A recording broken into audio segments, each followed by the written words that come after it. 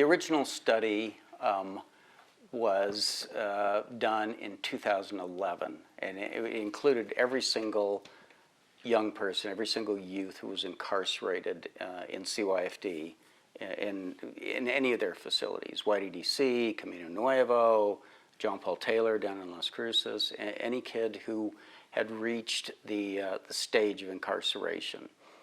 And so it included 220 kids, every single kid who came into incarceration that year. The reason why it was transparently obvious is that once you understand how neglect and abuse works, you realize that almost every single one of these kids had an abuse and neglect history. And it just became so obvious that we decided to quantify it. We had been creating these intake evaluations, which were exhaustive, like 360 multidisciplinary historical evaluations. We've been doing that for a couple of years. And we realized that we kind of had a gold mine of historical information and developmental information from these children. And so we decided to quantify it in terms of the adverse childhood experience. Because I would see kids in the hospital, I would see kids in residential treatment, I would see kids in juvenile lockup, I would see kids in child protective services, and all of them had this common denominator, which was abuse and neglect. And so we began to realize that that was basically driving juvenile psychiatric disorders, psychological disorders, and delinquency. So we'd ask them things like, I noticed you were raised by your grandparents. How was that? And then, where were your parents during this time? And then it would kind of unfold. Well, my parents, you know, maybe they were in prison, maybe they had a problem with addictions, or maybe they had just, you know, evaporated. And we would ask them things like, how were you disciplined as a child? And they would say, well, you know, the usual, you know, consequences and sent to my room. But if I was really bad, if I really needed it, they would take a belt to me. And then it sort of begins to unfold that they don't really know what abuse is. It's all normalized because that's the way they grew up. And also then you've got this shame factor. Like, no one wants to say that their parents abused them. You know, it's shameful. And so we had to tease it out from the historical information, basically. And of course, we had access to the records, CYFD records and facts. And that told us that there had been both an investigation and either a substantiation or not, and maybe kids had been in custody for various times. And so we just sort of like unrolled the film backwards, if you know what I mean. We would take their history and piece it together. What did you find most compelling, most shocking? What did you find as a result of what your work showed? I think the most shocking thing was how immense the load of trauma was in these delinquent kids. It was stunning because they had, when we finally tabulated it, we realized that 86% had more than 4 adverse experiences. And 4, you know, every adverse experience counts. And in the general population in New Mexico, I think it's 1.6. But in this population, the average, in fact, I'll just say 57% of them, way over half, had 6 or more. And if you tabulated it according to 4, which is kind of the cutoff for serious damage, 86% of them had more than that. And so that was the first thing that became apparent, is the enormous load of trauma that they had had. And the other thing I think that came across was that how universal it was. There didn't seem to be almost any kids who did not have histories of abuse and neglect. Like 63% of the males and almost 80% of the females had contact with CYFD. through either a substantiated or unsubstantiated investigation earlier. Talk to me about what abuse and neglect does to a developing child. Yeah, that's the key. That is the most important thing to ask, is like, if you take a newborn, for example, that newborn, when you first bring that infant home from the hospital, you're doing everything for that. I mean, the child is sleepy, you put them to bed. If they're hungry, you feed them. They're crying, you change their diapers. It's a 24/7 job. And what's going on there is basically you're regulating for that child. And it's always important not to let that child's distress level get outside a certain range. And you can imagine if a child came home and there was nobody there, or the parents were maybe either absent or using drugs, then that child would just lay there and cry it out, which is tremendously damaging to early development. And that early developmental track is completely correlated between the primary caretakers and the infant. And so without that primary caretaker, you do not get normal development. It doesn't have to be just one single caretaker. It could be, two parents, it could be a grandparent, but that child needs at least one person, if hopefully more than that, to make sure that that child is cared for and that there's reciprocal kinds of interaction between the child and the caretaker, and there is that sort of soothing that goes on between a parent and child. And that's basically the context in which normal development happens. It's an internal kind of milieu that allows for normal development to take place. When that doesn't, then the word we usually use is dysregulation. Is there a golden age that we're talking about to where the absence or neglect or the distance weighs more heavily on a child? Well, it's in a way yes, and in a way no. For one thing, if you look back in the general population, no one, including any of us in this room, or had a perfect childhood. You know what I mean? Somebody didn't care about us along the way. I don't care whether it was an uncle or whoever. I'm not blaming uncles. I am one. So, so no one has a perfect childhood. But it's the pervasiveness. It's the involvement of the primary caretakers in that neglect. It's persistence over time. So the things that matter are the intensity, the longevity, meaning how long that persists, that neglect. Was it 1 week, or was it 1 year? And then how early in development. And so, I mean, usually we think that the first year is the most important year for early foundational development. And I'm not talking about the kind of development that you get in this first grade. I'm talking about foundational development, where you're basically laying down the hardware that will be required for things like sustained attention, empathy, interpersonal interactions. All that kind of groundwork is laid down early. It's most important in the first year.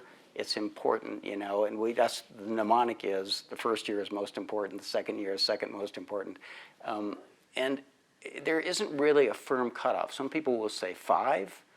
I think it's much later than that. What happens over time if the needs aren't being met? What happens to that child and how they develop? Well, just to be clear, like that kind of development I'm talking about, that early development, it's not an emotional thing. It's not like it hurts their feelings to be neglected. It's the basis, it's the hardware is being laid down in terms of neurological development early on. And a lot of that is brainstem kinds of things, regulatory kinds of things. And so what happens is if that doesn't get laid down or doesn't get reinforced and developed over a sustained period of time, we usually use the word child is dysregulated. But you realize dysregulated is a huge word. It means everything from they have trouble staying on task. So they'll have school problems. They have trouble regulating their emotions. So they're happy and sad and angry, and to a much higher degree. Everyone knows that every 3-year-old is a tyrant, you know. But there's a normal tyranny, and if that doesn't end, like if you have a 9-year-old or a 12-year-old that's still acting like a 3-year-old, you realize that is a serious problem, and that's the kind of thing you get. You get dysregulated attention, dysregulated emotional regulation. You get the inability to sort of perceive and interact in a reciprocal kind of way with another person, in an adequate, normal kind of way. There's regulation and there's physiological regulation too. A child who's been abused tends to run a slightly higher heart rate. They tend to have more activating neurotransmitters. And the average delinquent is not we think of them as, master criminals, monstrous individuals, but they're actually not. What the truth is, they're impulsive, they're dysregulated, they don't have good attention, they haven't done well in school, they don't have good interpersonal skills, they don't have solid friendships. And that sort of regulating kinds of environment has been, altered or damaged. And some of those acts that we've covered, though, certainly many people would describe as monstrous. That's right, and they are. I mean, they look like they are. Like you get a kid, would you give a 3-year-old a loaded revolver? I hope not, not in my house, but that's kind of what you are. You're dealing with a much younger regulation set, and yet they have the ability to drive, the ability to get into any amount of trouble, do dangerous things, use firearms somehow. And so it looks monstrous, but basically it's basically a reflection of early neglect and abuse playing itself out. People will say, well, if they're damaged, by early neglect and abuse, then they're still a public menace. And the fact is, a lot of that can be addressed. I mean, the earlier you address it, the better. And that's why CYFD, the reform that's supposed to be going on at CYFD is so significant, is if you, say, take a 3-year-old in who's been badly neglected and abused, the cure for that is a stable, secure, intimate relationship with a primary caretaker. That's the cure. And so if the fault is the lack of caretaking, then the cure is caretaking. And if you look at who gets better in the juvenile delinquent population, it's solidly related to those who form relationships. I guess, what do you think the answer is? Is it focusing on prevention efforts? I mean, yeah. What role does CYFD have to play in this? Well, it's the greatest irony in the world is that CYFD is in charge of child abuse and neglect under Child Protective Services, and they're also in charge of the delinquency portion, which is, oftentimes where children like that end up. And so what has to be done, like if you're going to do something like that, prevention services are essential, but also treatment services. And there are many specific trauma treatment services. First, you have to know what you're dealing with. Then you have to know the way trauma is treated. It's a very specific, it's not a generic form of counseling. It's a very specific kinds of treatment to manage that. And you have to recognize, too, that there is some damage that's done. But it's not as though that what, the social setting is going to consider monstrous behavior. It's not as though that's going to continue. It's that it has to be addressed. And addressing it, in contrast to some of the suggestions that are being made for changing the children's code, addressing it doesn't mean more punishment. It does mean consequences, and it does mean containment, but more punishment simply exacerbates the problem. They've been abused if hurting them or restricting them or punishing them worked, It's what caused the original problem. All you're doing is exacerbating the issue. Now, I realize there are outliers. I don't want to say that everything, all these crimes would be prevented if we would have intervened. I know, right? that's exactly right. But I do want to say, it seems like there's this roadmap, and it seems like Yes. the study showed us that. Here's the issues, here's where That's right. we're talking to these kids Yeah. in the system. Do you think the study had the impact that it should have? No, I don't think the original 1998 study with Anda and Felitti, done by the CDC, I don't think that ever had the impact that it could have, because people didn't know what to do with it. What has to be done is the thing that CYFD, the Child Protective Service version of that, is supposed to step in, remediate that kind of damage, prevent it, and give support services to the family. And so you can't really automatically turn this ship around unless you go upstream. And you have to go upstream where delinquents are being formed. We found out that, you know, about 60%, or 63% actually had contact with Child Protective Services. We found out that 96% of these youth had diagnosable substance abuse disorders. Wow. Yes. 96%. Early trauma is highly correlated with substance abuse. You asked, is parental substance abuse correlated? Yes, but early trauma is much more robustly connected to later substance use. Where does the focus need to be? It needs to, if we're going to address this definitively, CYFD needs to follow through on the reform that it promised to do in the Kevin S. agreement. I mean, I'm not saying that just because I'm connected to Kevin S. I'm saying that there is no answer other than moving upstream. That's one thing.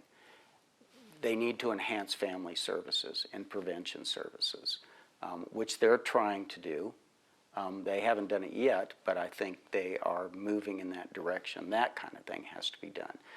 The earlier they can intervene in those families with support, because a lot of these families are not wicked people. They have drug problems of their own, maybe, or they maybe just have poverty. Maybe the reason a child never gets his or her vaccinations and medical care and doesn't go to school is because there's no transportation.